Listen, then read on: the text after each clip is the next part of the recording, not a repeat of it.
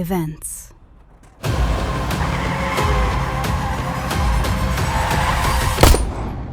දැන් මේ ටික විකුණ ගන්න අපි කන්ටැක්ට් කරන්නේ කවුද? ඔයා තාම රට යන එක ගැන හිතනවද? නැතු සංක අපි බැංකුවේදී කතා කරගමු. මට නම් මේ ගමන යන කිසි උමනාවක් නැහැ. මට නම් ආයි කොහොමවත් ගෙදර යන්න බෑ. මටත් බෑ. ඇත්තටම දැන් අපි මොකද කරන්නේ? නාට්‍ය තරංගයේ අවසානයේ යුරෝපීය රටවල සංචාරයක් හිමි වේ. දැන් කාටද බම් පුළුවන් මේ රට යන්න කියලා නාට්‍ය කණ්ඩායමක් හදාගන්න? කවුද අපිට රඟපාන්න උගන්නන්නේ? එකෙක් ඉන්නවා.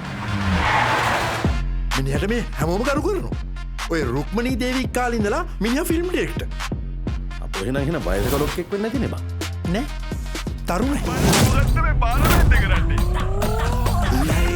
ලයි මරයි මපෙම් කලා ලයි මරයි මලව් කලා ලයි ඇයිගියේ වෙම් වෙලා ලයි මම මෙහෙ තනි වෙලා මන්නන් හිතන්නේ අපි ඔක්කොටම එකට ඉන්න තැනක් හම්බෙයි කියලා.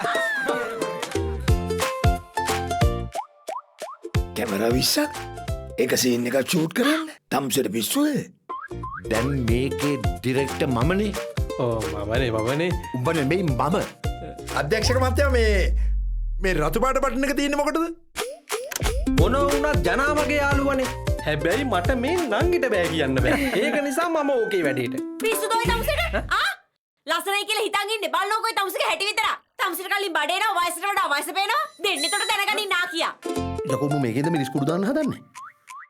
ඕකේ මිරිස් කුඩු දැම්මොත් ගිනි නිවන හමුදාවට ලැට් එක ළඟට වෙලා ඉන්නේ.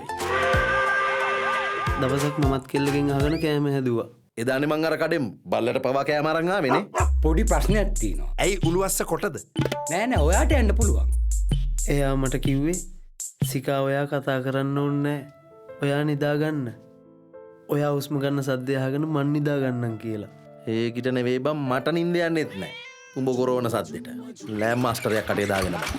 මැරිලා පැයක් ආදරේ වැටුණත් හිනා උනේමු. හිනා වෙලා නැගිට්ටුවෙත් බොකේ යාළුවෝ.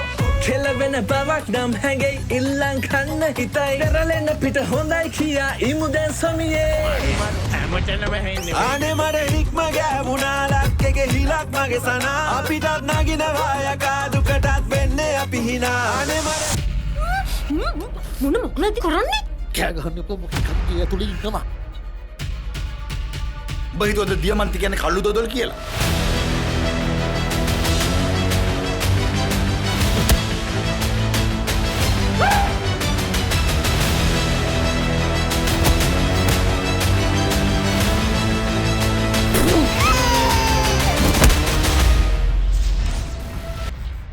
මං කෙල්ලව රැට්ටට බාර දෙනවා බා. ගුත්තිල වගේ. ගුත්තිල නෙවෙයි ගොනෝ ගෑණි දන් දුන්නේ. සොරි මෙයා කවුද මේ මූසිල? ලකදීම ඔබේ සිනමා ශාලාවේදී